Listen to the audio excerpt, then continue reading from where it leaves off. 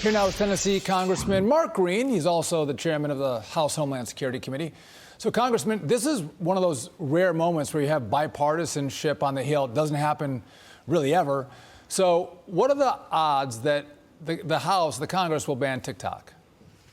I think there's a very high chance that it happens. I think one of my colleagues, August Luger from Texas, told the CEO, "You've done what only Vladimir Putin can do, and that is bring bipartisanship to the House of Representatives." I think there's a very strong chance.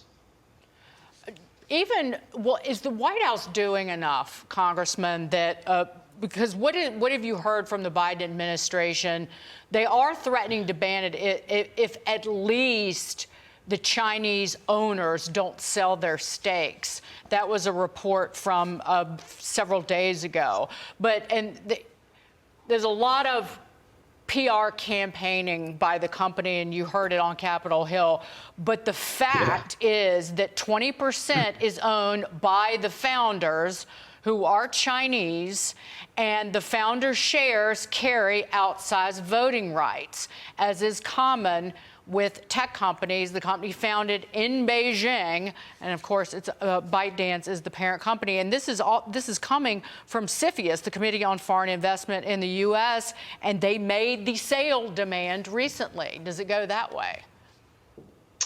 Yeah, so there is a law passed by the Communist Chinese Party in 2017 that mandates that any company, whether they're operating inside, if it's a Chinese company and it touches China, they have to share the data as a part of their security law, their internet security law. So regardless, even if the company disconnects from where the servers or the information is, that's irrelevant. This company has an obligation operating in China to actually share the 150 million Americans' data with China. That's in the Chinese law, and it's insane for this CEO to suggest that China doesn't have access to the data. Congressman, I'm real simple. Dagan and Duffy here both agree that we should have reciprocity. If they don't allow American companies like Facebook, Twitter, or YouTube in China, we shouldn't allow TikTok in America. It's as simple as that. But I want to turn the page and keep talking about China, because you introduced a bill to bring U.S. companies back home from China. What does that bill do? Well, there's actually two bills. One that is bring American businesses back home. That bill would expense the cost of a move in year one on their taxes. That's a huge benefit to those companies, allowing them to come home to America. Where the business model doesn't support that, we have a second bill, nearshoring, that creates a low-interest loan program, not using taxpayer dollars. It's using investment dollars through the Development Finance Corporation. We buy the loan rate down with China tariff money, and then those companies move to Latin America. We decouple from China, and in that case, we create opportunity in Latin America that hopefully decreases pressure on our southern border. So there's some two bills, one to bring them home to the United States, and then of course for those that don't work in that model, to go to Latin America. Shorten the supply chains, break from China as much as we can. Why aren't they doing it, Congressman, organically? Aren't they afraid of operating there, knowing what they know? Apple. Why is there more pressure on Apple?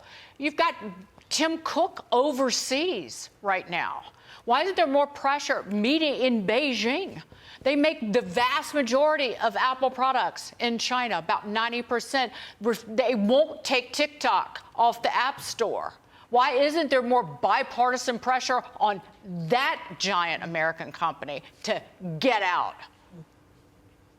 Well, the Chinese woo these companies big time. Of course, then they steal their intellectual property, as we know. But the companies that are present there, they have a return on investment issue, and getting them home, hopefully bills like the ones I proposed will make that ROI worth it. But still, I mean, just from the standpoint of being an American company and supporting the red, white, and blue, they ought to get the heck out of China. And I think that's what you're saying, and I couldn't agree with you more. We need our businesses to start thinking more about our country and not about the dollar. So, Congressman, we want to bring you back again and talk about this, because Dagan and I disagree a little bit on this. I support tariffs on Chinese imports. One of the problems, though, is if you bring them to Mexico, there's no tariffs, and they import those products into the U.S. It hurts American manufacturing, which can be a problem. We'll have to talk about it more next time you come and see us. Congressman Mark Green, thanks for joining us. I appreciate it. Thanks.